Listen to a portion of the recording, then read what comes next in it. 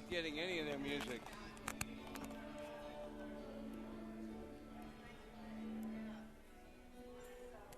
Who the hell is this?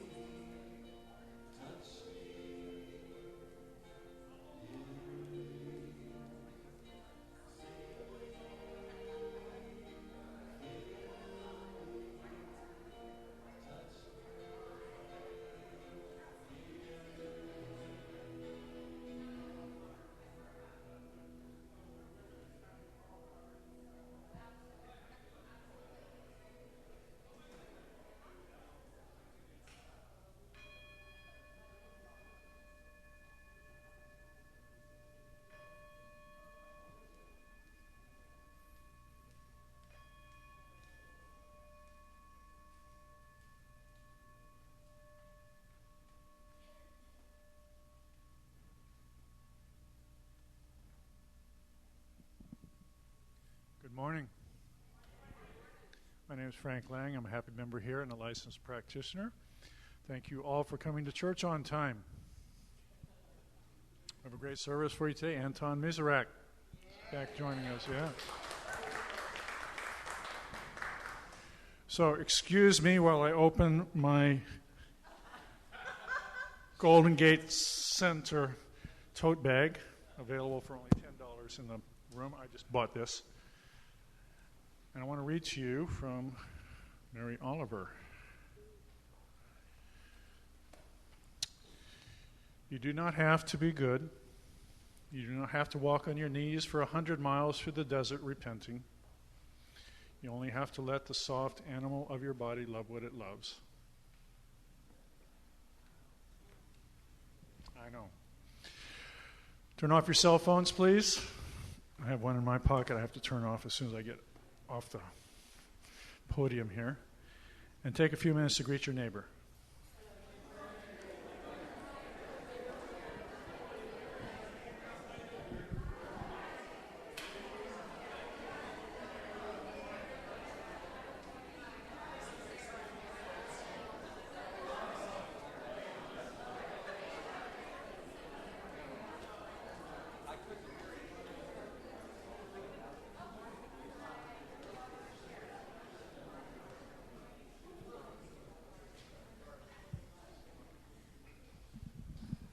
Okay, welcome again to the service. Are we having a morning chant? We are? Yes? Morning chant. Anton's here. Please lead us in the morning chant.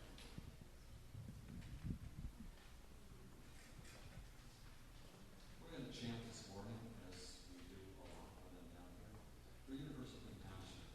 Om Tarakataya, Chit Tara, Tu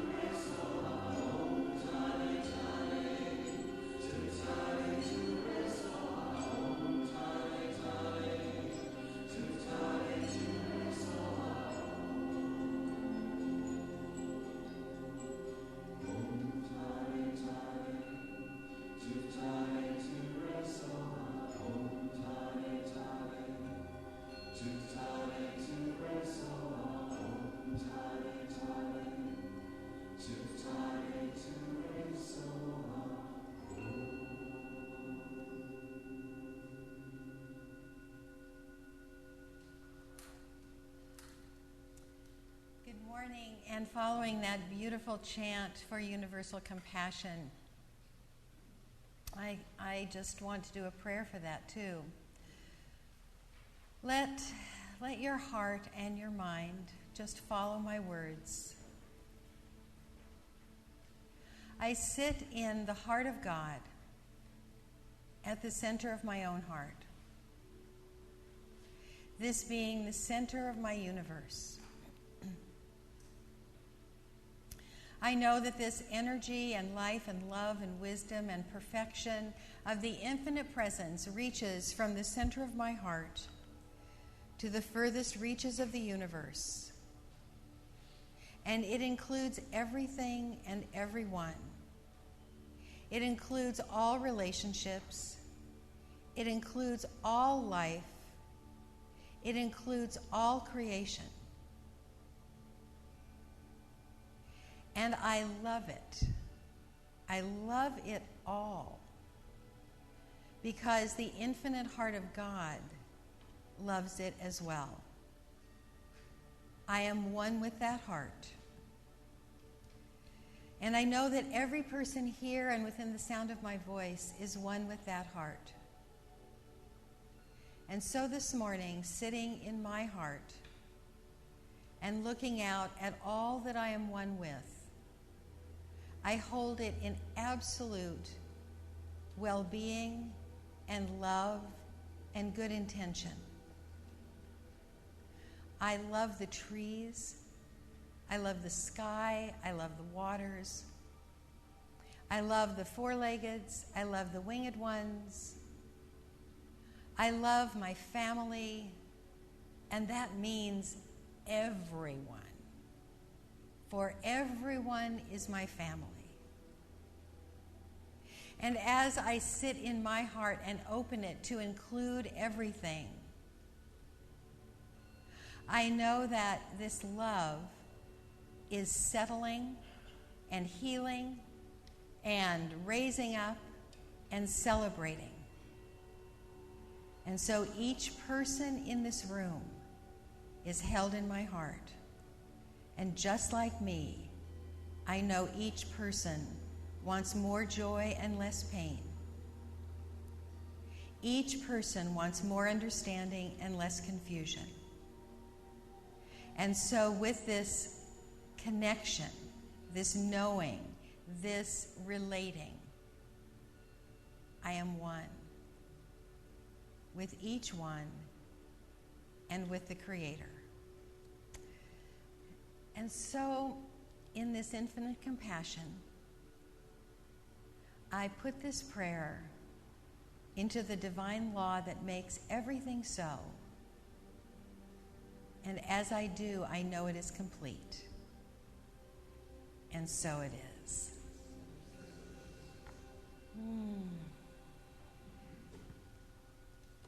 Good morning. And once again, welcome to everybody that I prayed in during that prayer. Hello, hello. A special hello to people who are here for the first time or who consider themselves new-ish. I would love to meet you at the end of the service, and just keep your heart open and have a great time this morning. And I know you will in the next few minutes because Anton is here. And tell me your name, darling. Laura, Anton and Laura. So they come down from Shasta, right? Shasta, I got that right? And so they're a family with us, and so please welcome Anton and Laura.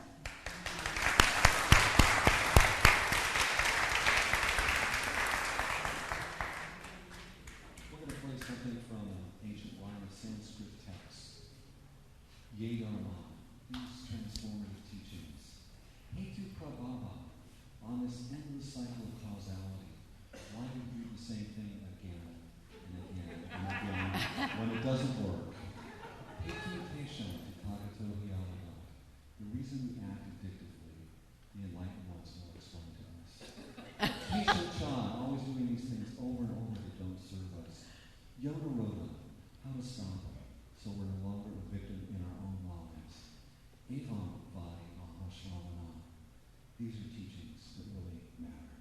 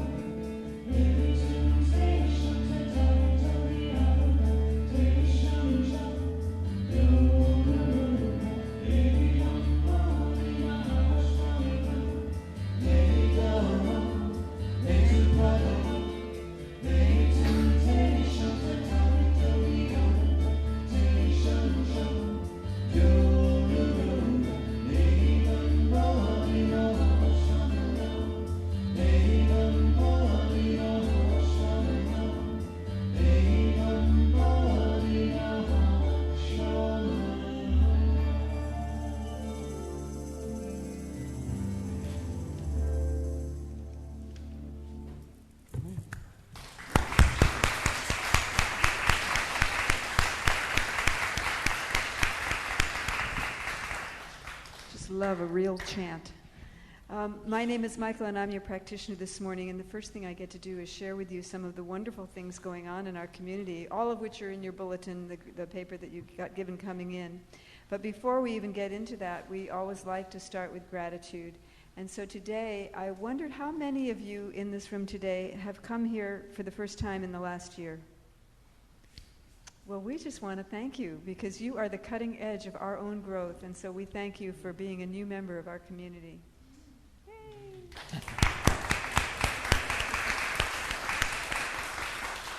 And especially those of you who are new, you may not know that every summer we do summer camp. We all go down to Asilmar. We meet up with people from all the other UCSL or CSL, Centers for Spiritual Living. And there are wonderful speakers, workshops, church from dawn to midnight, great scenery, wonderful food, and it's sign-up time for that. And all the sign-ups will be online, but we do have a little folder over at the events table to describe it if you're interested in that. It's from July 28th to August 3rd, and if you've never been, it's quite an experience. And also, this week we have Reverend Sarah is doing her regular monthly Extra Edge coffee hour at Il Fornau's Thursday at 8 o'clock in the morning. The topic this week is going to be the art and science of creating effective affirmations. And next Sunday, do we all know what next Sunday is? Father's Day! So if you feel so moved, do bring a photo or a memento of your father, and we'll put it on the altar next Sunday. And also, again, this week in your bulletin, you have a little exercise for getting to know each other. Thought I'd mention that. And now, Reverend Karyl is going to talk to us about a couple of other treats in store. Uh-huh. She has a class coming up just when Janet's ends. You can move right from one to the next. So I'm teaching a class for 3 Thursdays in July about healing any remnants of negative, draining emotions. Anybody have any guilt, fear, worry, anger, any of those things? This may not be for everybody, but if you have any of that impacts your joy of life, please join me on the 3 last Thursdays of July, and we'll just take care of it. I also want to let you know that Posey's class, The Essential Earnest, closes this week. So if you want to join, that's Tuesday night, correct? So please see Posey and then show up on Tuesday. And then the last announcement that I have has to do with the last Sunday of this month. You might remember, if you don't, I'll remind you, that the theme for this month is spiritual practices. And so the spiritual practice that we're going to talk about on the last Sunday of the month is giving. And not just money, giving. And so we're going to have our version of a potlatch. And a potlatch is a party, an Eskimo party, where everybody tries to outdo themselves with giving wonderful gifts. So if you have something that's nice, like not like rummage, I plan on bringing something really nice that I'm done with, because we're going to have some tables over there, and we're going to have jewelry, we're going to have clothes, we're going to have wonderful treasures that you bring to give away, and then you can go shopping for the exact right amount. Nothing. So that is going to be at the end of the month. Okay? So, moving into the talk part here, our theme for the year is the new world and the ancient path. The ancient path has to do with the calendar and the energy of the calendar as it moves around, as our ancestors knew that a calendar was circular. The year is circular, not linear. It comes around again. Spring comes around again. And now here's summer coming around again. Very typical summer weather of the Bay Area, right? Fog. So we're here in the month of the longest day. And actually, it's only 12 more days till the solstice. So you got to get ready. So our theme for the month is practice, because it corresponds to what a farmer does in the field, which is till the field and prepare for the harvest. Water the crops, take the weeds out, And that's exactly what we do in our consciousness, because when we plant a thought in our consciousness, it acts exactly the same way as a seed planted in the ground. And so that's what we are talking about this month. And last week, the practice that we talked about was prayer. Before I tell you the practice that we're working on today, I want to let you know that the core council, we have a new core council, kind of new core council that came in March. Would the core council members that are here please stand? Susie's here, and Mary's here, and Denise is here, and the rest are having a little holiday. But we have established 2 goals that we want for the community, and we're working towards. And so I want to share them with you because hopefully you will be happy about these goals. The first goal is to increase the number of people we serve. This philosophy would help everybody in the whole wide world, we think, and so we are doing things and praying in to being able to serve more people. And then we are also, the second is to create opportunities for those here to experience a closer-knit relationship or just a closer-knit spiritual family. So those are our 2 goals. And the altar actually represents the practice of today, which is fellowship. Now, that's something that if you came from a traditional church, you probably had a fellowship hall, right? I remember in my Methodist church, we had the sanctuary, and then we had the fellowship hall where people got together and had those Jell-O things. It's all coming back to me now. So I think, thank God we don't have too many of those Jell-O things. But anyway, the practice that we're talking about today is fellowship, and that is creating friendships here at church, creating friendships in this community. And so as I was creating this talk, I thought, there is nothing new in this talk. This is a no-brainer. Obviously, people come here for fellowship, but maybe not. Maybe there's something for everybody, because I was moved to talk about it. And just as Janet created this wonderful altar with people not only holding hands, but having their arms around each other in that little candle holder, that's kind of what I want to talk about, how important this is. In church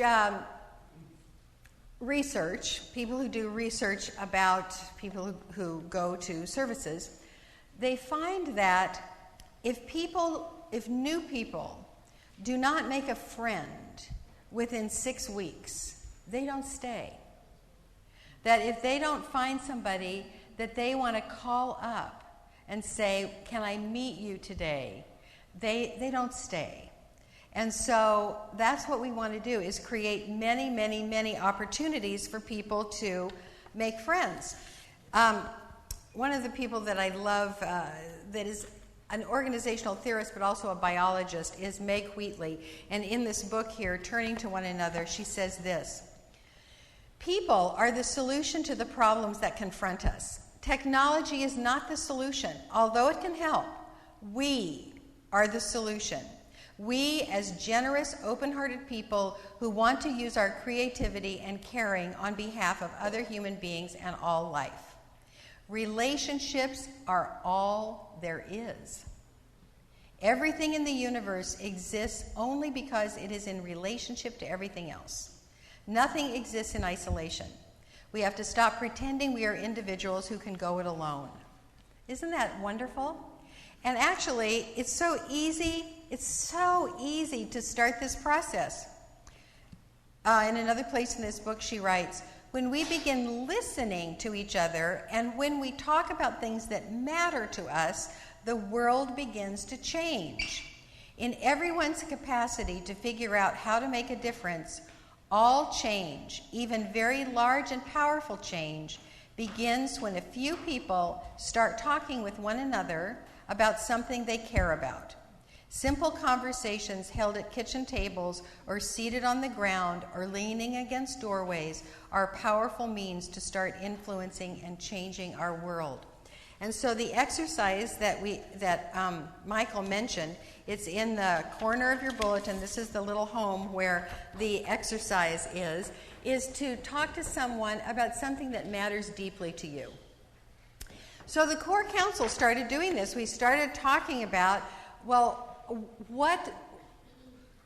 actually, it was in this wonderful organizational development process that we had with Alyssa DePalma. So could you just stand, Alyssa? Alyssa gave us her thesis project. And so here are some of the things that we have come up with so far. We have this wonderful postcard that is inspired.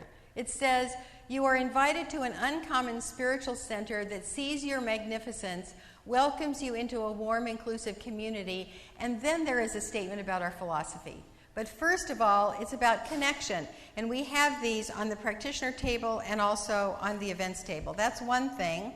Then we're starting meeting across the street after the service for coffee or lunch. The connecting exercises in the bulletin. We have started doing these loving, connecting exercises at the beginning of every core council meeting and any meeting that I'm a part of. We do these little loving exercises. And then today is a new thing, this postcard that you got when you came in. So it goes like this. "My name is so-and-so. I am interested in being of service to you. My phone number is and my email is. Contact me if I can help you with." This started out being even more direct. It was like, "Hi, here's my name, here's my phone number, here's my email. I can help you with whatever you need. Like, I can help you because I have a truck. I can help you because I have a great recipe. And it was, it was kind of funny because Cece and I kind of role played this in the office, and it was, I don't know, that might be a little bit too confrontive because it's like we're saying, "You need me," and we could just see this running amok. So you can still do this if you see that somebody really needs something or in conversation, you have the feeling, wow, they could use my assistance. Like Al Eni drove all the way up to Santa Rosa to hang a screen door for me. That is so precious. Yeah. So you can hand this to people, or you can fill it out and put it in the offering basket if you have something that you think somebody might need. Like, actually Stan this morning said, "I've got these frames for people who finish class and want to frame their certificate, and I'm going to give it to the church." So he has given us piles of these frames, and so, Stan, you're an answer to prayer even before the talk. So, blessed be. Thank you. So, Jesus' disciples, it is said that Jesus' disciples were known, they could recognize each other by how well they loved each other. And so what a wonderful model to model our own behavior after, to love each other so much that people would recognize us because we are so open-hearted. So this fellowship idea is not just social, get together. It is spiritual practice. We do this for spiritual growth. We do this because when we look in the face of anyone here, we see the face of God. And if it's hard for us to see the face of God, that's where the spiritual practice comes in. That this is my fellow. This is my compatriot. This is my friend. This is my dear heart. And that's the way we treat each other. Now, I wrote here in my notes, many of us think we're too busy. Maybe that's just me.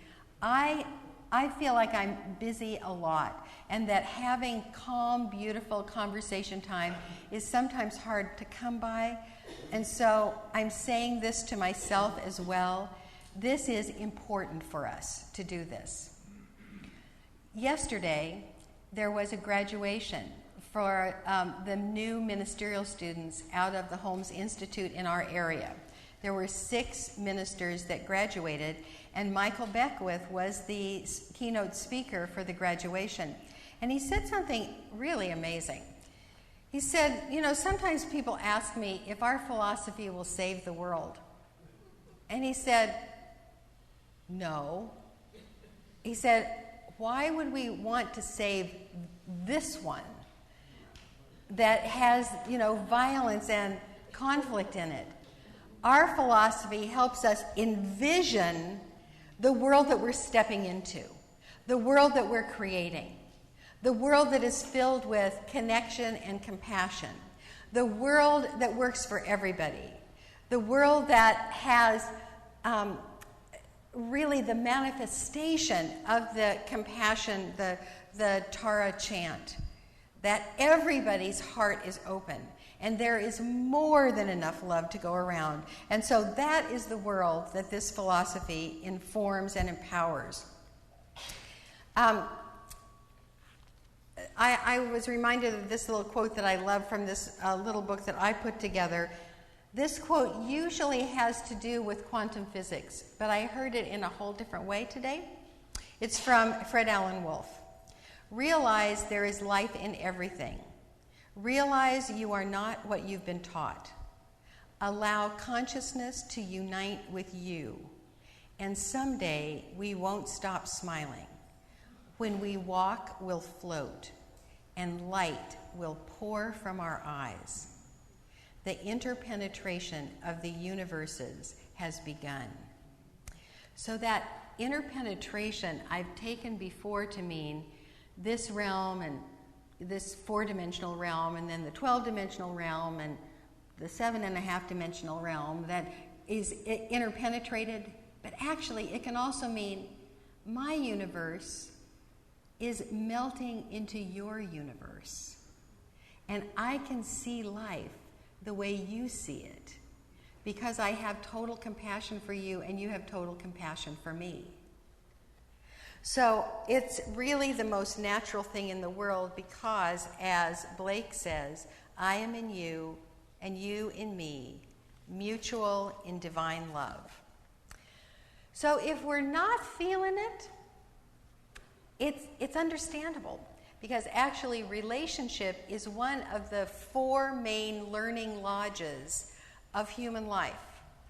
The other ones we talk about also, and that is supply, health, divine expression, and then this one today, relationship. The learning lodges have the most joy and the most pain for all of us. And of course, where we have the pain is where our growing edge is. So today, as we talk about creating and nurturing fellowship, the first thing I want to talk about, that's our practice, fellowship. And then fellowship requires, first of all, time. Unstructured, beautiful, sharing time where you wander, where you have coffee, where you sit together, where you find someone and just have a conversation. In Africa, it's very difficult to keep a schedule with anybody because if they're on their way to meet you and they meet somebody else that they need to talk to and relate to, they do that. And so people that travel to Africa have until they get into the flow there and know that all schedules are kind of sort of around that time, then there's frustration. But what a sweet thing. I couldn't meet you because I met so-and-so and I had to talk to them. So the next thing that fellowship requires is an affectionate heart. This means that our heart is open and energy is flowing from us to the people that we're with, that we're looking for, and we're finding value in one another. I remember years ago when everybody was doing EST, I took actualizations, and one of the things that we did towards the end of the weekend, we were sent out into the world. And we were sent out into the world to find someone that would be a reflection of God, essentially. We were to go up to this stranger on the street, and I'm telling you, this was like down by the wharf in San Francisco. We were to find this person on the street and meet up with them, talk to them, walk with them, share a meal with them, get to know them, and see what happens. So I did this. I mean, I saw this fellow coming towards me. I thought perhaps he was homeless. I struck up a conversation. I had the most amazing time. He introduced me to everybody that lives on boats down by those, the pier in San Francisco. We had a meal together, and he was an artist, and he drew for me on the placemat where we were having lunch. And so it was a precious, precious moment where my heart was open and his heart was open, and we had this sweet, sweet God thing. What if we were like that all the time? What if, I lived in New York City for a while, and they told you, don't make eye contact with people on the subway. I mean, it's something bad could happen, but also it just takes so much energy. There's so many people in New York, you can't meet up with everybody, so just don't even try. Just keep your head down. And how sad that is. How sad. And so the other thing you need, what fellowship requires, is vulnerability.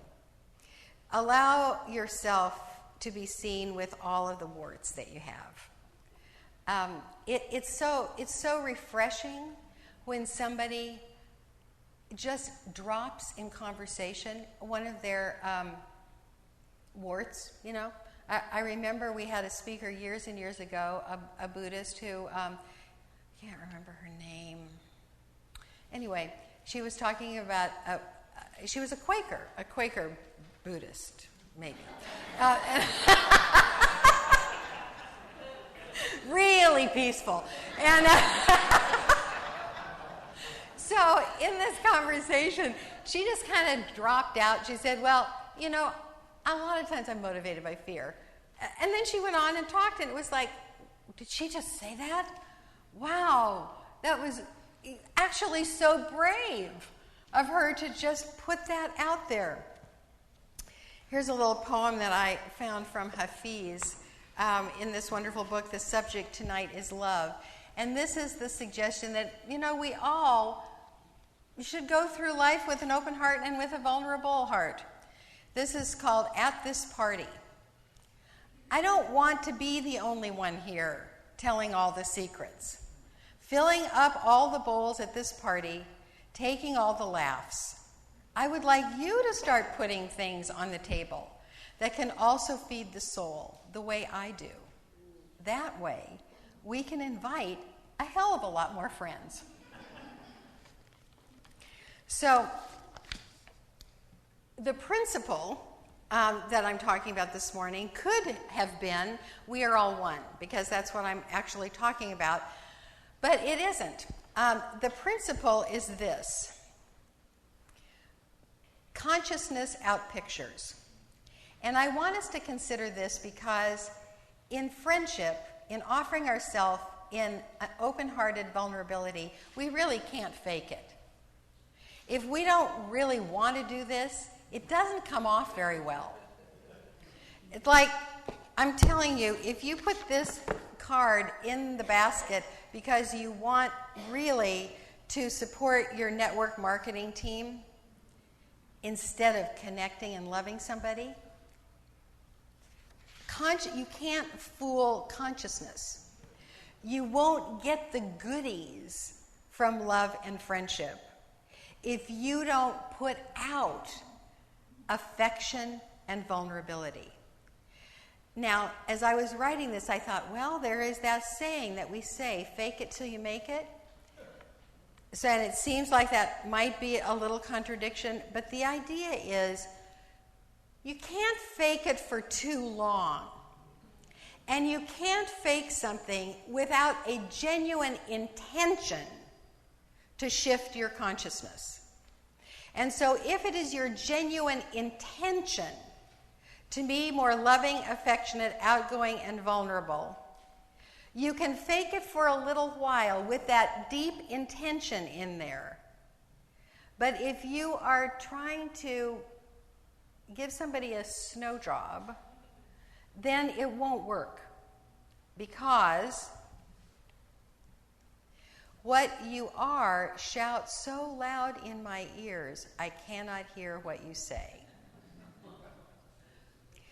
So we have to believe deeply in vulnerability and affection to make and think that if we participate a little bit more in this area, it will not only make our life better, but it will make the world better. And then in a very genuine way, we lean into the belief that everybody we come in contact with is fascinating. You know, they're not boring. They're not a throwaway person. They have infinite value, and they have something really fascinating about them. The person that you're sitting next to, even if you're married to them,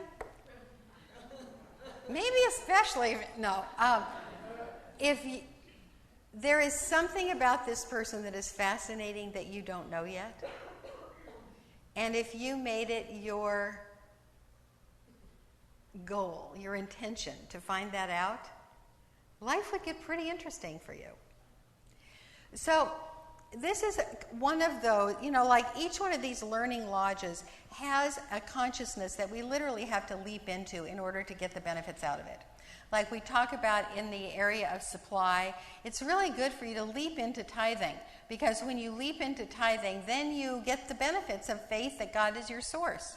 And this idea of fellowship, if you leap into this idea that vulnerability is good, an open, affectionate heart is good, and looking at people as they are absolutely fascinating, then you get it. But you have to kind of say, all right, I'm ready for that leap. So for those of you who are ready for the leap, for those of you who say, oh, I'm pretty friendly, but boy, I can really work this spiritual practice. I can really get into a little bit more vulnerability and a little bit more open-heartedness and a little bit more looking at people like they're so fascinating. Then you commit to it, and then this is what will happen. Trouble comes. Conflict happens. Because if you say you want to grow in this area, it's like growing in faith. If everything's going fine, your faith muscle isn't growing. And if everything's going fine in your relationships, your fellowship, friendship, relationship, vulnerability muscle is not working. So you kind of like want to welcome those moments that aren't warm and fuzzy. Kind of welcome when there's conflict and something to work through. So I have the pointers for that too, and of course I'll put this in the outgoing letter. Guidelines for deepening fellowship. You ready for this? Okay, first of all, when you have conflict, you intend harmony. This is a big shift, because when people are in conflict, what do we want? We want to be right. We want to win. We want to put human relationships aside and accomplish whatever it is we want to accomplish. We got stuff to do here. When you are deepening in fellowship, all of that is secondary. And what is primary is harmony. And so you say to yourself, and you say out loud, harmony is the most important thing. The ceasing of hostilities, and this again, you can't fake it. You can't say harmony is the most important thing, but we really got to do this, and so I'm going to tell you how to do it. Harmony is the most important thing, but we got to do it my way. No. Harmony is the most important thing, period, if that is the consciousness that you want to outpicture. So this is a great opportunity for any of you who something's coming up for you, and you really kind of like what I'm talking about in the picture I'm painting of a world that is filled with compassion, but you really are annoyed with this person, Or harmony sounds nice, but what you really want is revenge. Go see a practitioner today and say to them that. Say, harmony sounds nice, but I really want revenge, and I want you to plant in me the seed of compassion. And you will get a prayer that will send you to another place.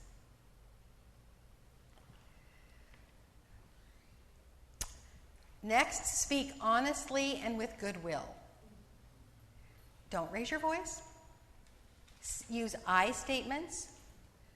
Not that stuff of you got to do this and you got to do this. But just say, this is the way I'm looking at it and this is what I think needs to be done. Let me hear from you. Let me listen. Own one's own experience. Nobody makes you feel any particular way.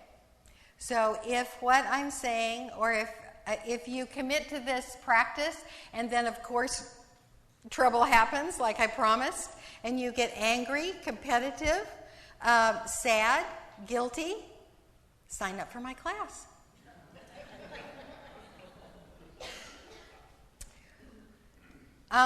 Use mistakes for your own growth. Because when you start on a spiritual skill, or when you deepen a spiritual skill, you don't do it well right off. Have you noticed that? You intend to be honest, you intend to be forthright, and then you find yourself, saying a little white lie, and it's not working out for you. Eyes here. So, I've told this story before, but it's really instructive. It didn't happen to me, but it's such a great story. There was a woman who was in a bakery, and she went up to the counter and said, I'll have a loaf of that and a loaf of that. And behind her, this woman said, you are so rude. I was here long before you. It's my turn. You stepped in front of me. And so the woman backed up and she said, I'm so sorry. But the woman who was offended didn't stop. You should watch out for this. I bet you do this all the time in your life. You just walk all over people. I was next. And so the person said, I am so sorry. Please step up and order what you want. And there was no energy from her whatsoever. Just an apology, which of course dissolved the woman who was being ornery. She said, I'm in this class of assertiveness training, and I guess I don't know how to do it yet.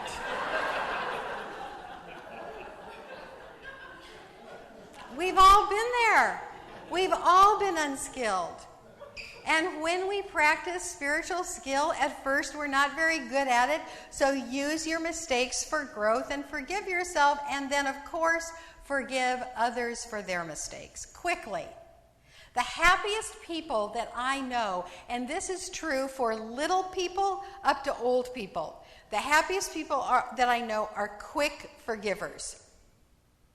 It's just like something happened, hurt their feelings, apologies around, okay, all done. Quick. And then lastly, seek mutually beneficial outcome. And you can use this all the way through this whole process. If people are unskilled or making mistakes or going for the results instead of the relationship, you just keep saying, I am committed to a mutually beneficial outcome. And what happens is, at the end of this process, not only do you get the mutually beneficial outcome, but you also get an affectionate heart and vulnerability. So, in conclusion, I have a couple things to say in conclusion. I ordered this book. I like Parker Palmer, and I ordered this book called Healing the Heart of Democracy because I thought I could find some things in it for the 4th of July talk, because sometimes I'm distressed about our government, And I really, really liked this title, Healing the Heart of Democracy. So it came yesterday. So this morning, I was looking through it, and I want to read to you a little bit of the final chapter. The chapter is called The Unwritten History of the Heart. And it starts with, it's going to talk about democracy, which I won't go into this Sunday, but I will on the 4th of July Sunday. But it, first of all, talks about the unwritten history of our own heart. And it's really sweet. When you die, someone will write your obituary. It will tell readers when and where you were born and what kind of work you did.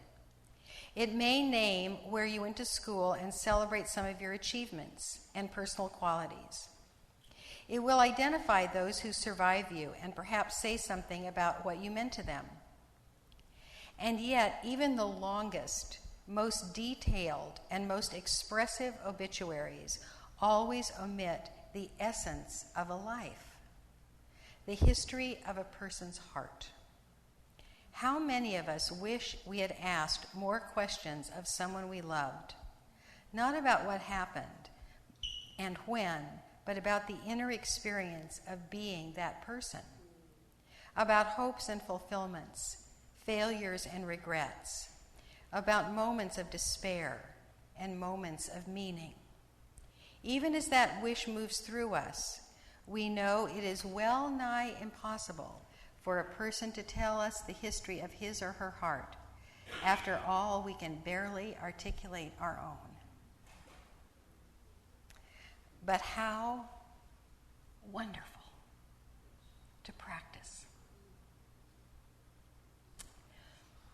And finally, I want to be a little vulnerable with you. When I was thinking about becoming a minister, and I thought of this because of the graduation yesterday and these brand new ministers just so filled with vision, I remembered when I was deciding to become a minister, I had come from the industry of publishing, and in publishing I met all these fascinating people. I met authors, and I met agents, and I met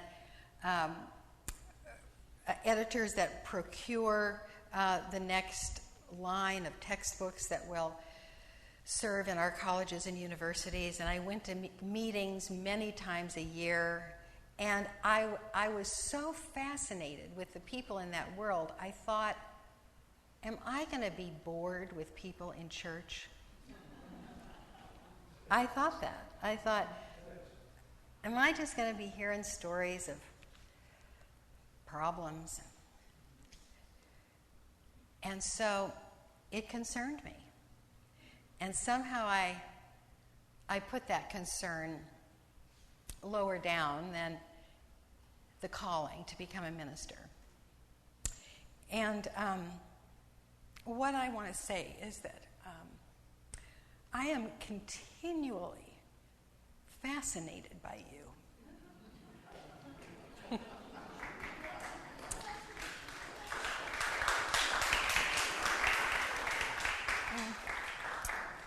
I am moved by you.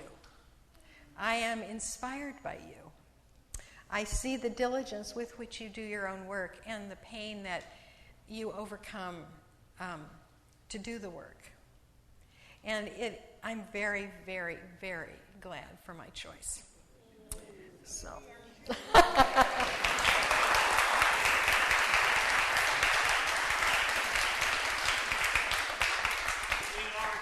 I'm the only one that's touched by this message.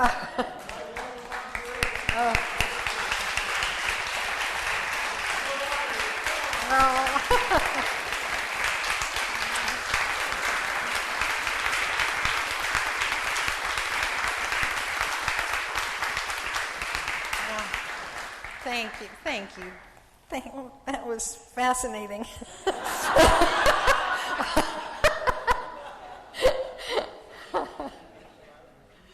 Oh, thank you, James. Let's move into the inner work. And as we move into our precious jewel of a heart, which is the heart of God within us, this open and vulnerable place of ours, in the privacy of our own meditation,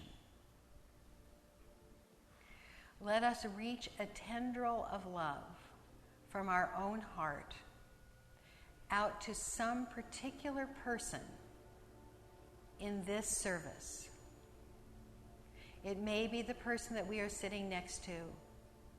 It may be someone across the room. Let us reach a tendril of love out to that person and encompass them with absolute acceptance, absolute love, and seeing their divine perfection.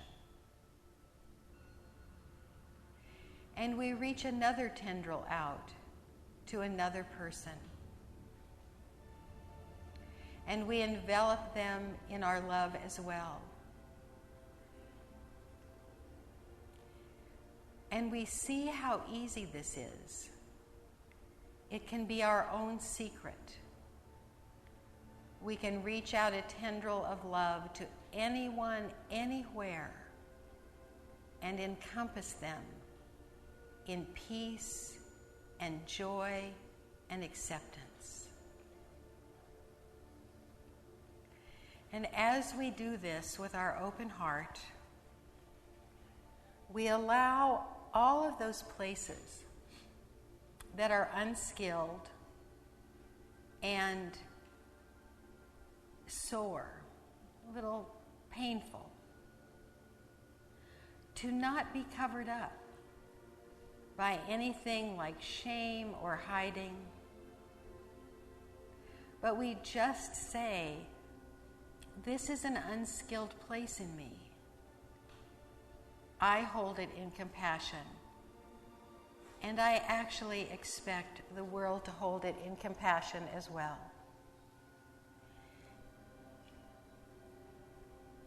And then you feel the tendrils of love come around you. For each one of us is enveloped in a love that never ends, is always healing, ever there, and always inspiring. We cannot get away from it. It is forever. And so for this I give my thanks and release this, knowing it is true. And so it is.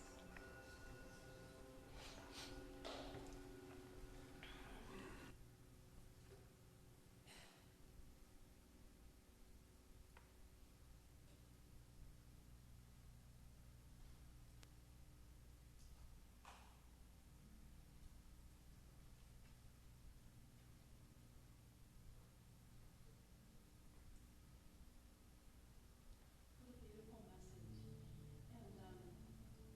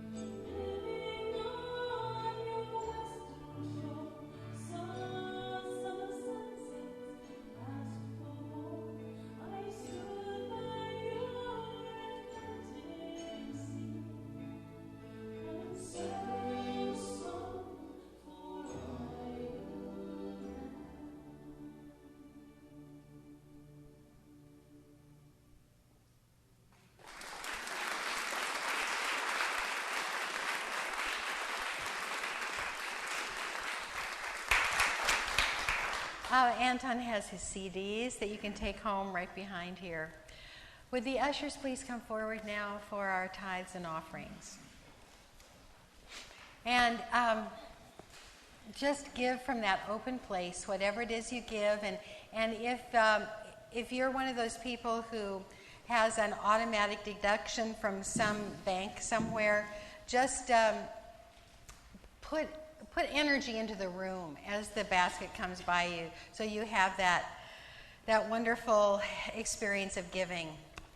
So if you would hold your gift in your hands and put it next to your heart, or if you can just hold your palms up too, just allowing that energy to move into the room, and realize that it is the giving nature of God that results in the world.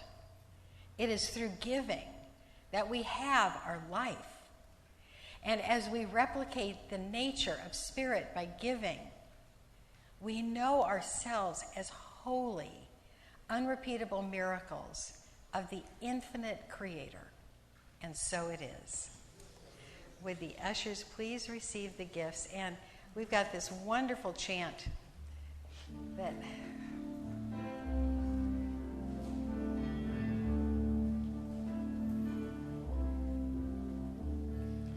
River, she is flowing, flowing and growing. The river, she is flowing down to the sea.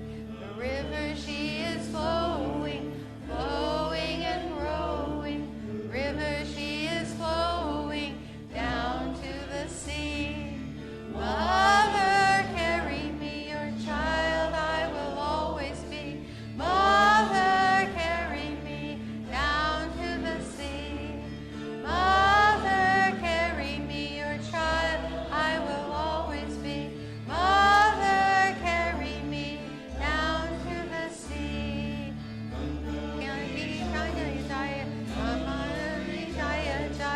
Ganga ki jaya jaya, Yamuna ki jaya jaya, Ganga ki jaya jaya, Yamuna ki jaya jaya, Ganga ki jaya jaya, Yamuna ki jaya jaya. River, she is flowing, flowing and growing. The river, she is flowing down to the sea.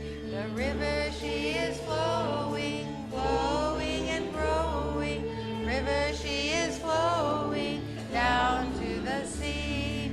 Mother, carry me, your child I will always be. Mother, carry me down to the sea. Mother, carry me, your child I will always be. Mother, carry me down to the sea. Ganga ki jaya jaya, Yamuna ki jaya jaya. Ganga ki jaya jaya, Yamuna ki jaya jaya. Ganga ki jaya jaya, Yamuna ki jaya jaya.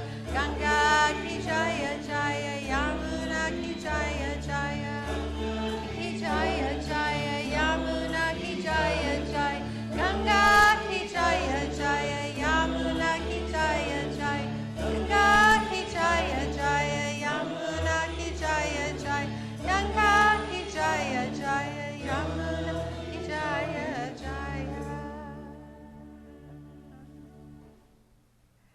And so I give thanks for these tithes and offerings. I give thanks for the open hearts in this room. I give thanks for all of the gifts of the heart that are given now and ongoing. And so it is. Amen. So next Sunday is Father's Day, and Sky Nelson, this fabulous young scientist and songwriter, is going to be with you for Father's Day. And then the Sunday after that, Reverend Dr. Lloyd Tupper is going to be talking on the spiritual practice of weeding, and that should be fabulous. I will take your hearts to Greece with me, along with Larry and Amanda right there, and some other people. So we'll be back in a couple weeks' time, and y'all have to come with us one of these times. So right now, I'm going to have Michael pray us out. And would the practitioners come forward, please? And the other practitioners surround us with their consciousness. And these practitioners coming forward today are here to give of their free, loving service, so that if there's anything that remains incomplete or anything you would like to further celebrate, please see one of them at the back table for prayer after the service. And now I invite you to join with me inside spiritual mind treatment. So just releasing all that has come before and all the good yet to come.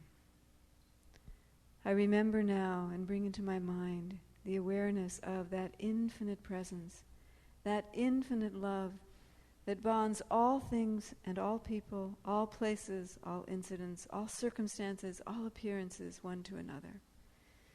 Knowing that at the core and heart of being there is that only love. Knowing that at the core and being of everything there is that love. I know that I am one place where that infinite power, that infinite good has come to express itself, fallen into form as me. And as I know this for myself, so I know it for each one in the sound of my voice, each one a falling into form of the infinite love, of the infinite givingness, of that which connects all to everything and everything to all. And therefore I know that in some sense I belong. I belong to each and every one of my species. I belong as fiercely to humanity, to community, to fellowship, as I belong to the earth, to the sky, to the grass, to the rock.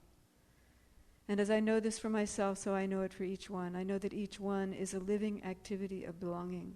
And so I speak my word for a greater and deeper knowing of this for each one within the sound of my voice. I call forth from within each one of us that opening in consciousness that releases any fear or sense or need for separation, and opens instead to that loving community, that fellowship that is the knowing that in this family each one belongs. There is no place else to be, there is no reason not to be. There is simply that open spaciousness for the loving belonging of each and every one. And in this knowing of belonging, I rejoice. I celebrate that which opens in me to know that there is no separation. There is only that infinite belonging of community here and now as I claim it. And giving thanks for this opening in myself and in each and every one. I release this my word to that law of mine that always and forever fulfills, makes so, uplifts, blesses, and delights. And so it does now, and so it is.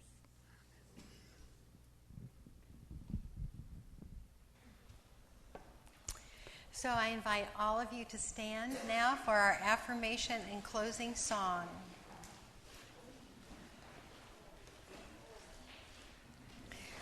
Okay, right up here. I open to my brothers and sisters in loving friendship. I see each person with genuine affection as the unrepeatable miracle that they are. I allow myself to feel worthy of intimacy and connection. I know the spiritual value of fellowship and lean into it. Yes, I do.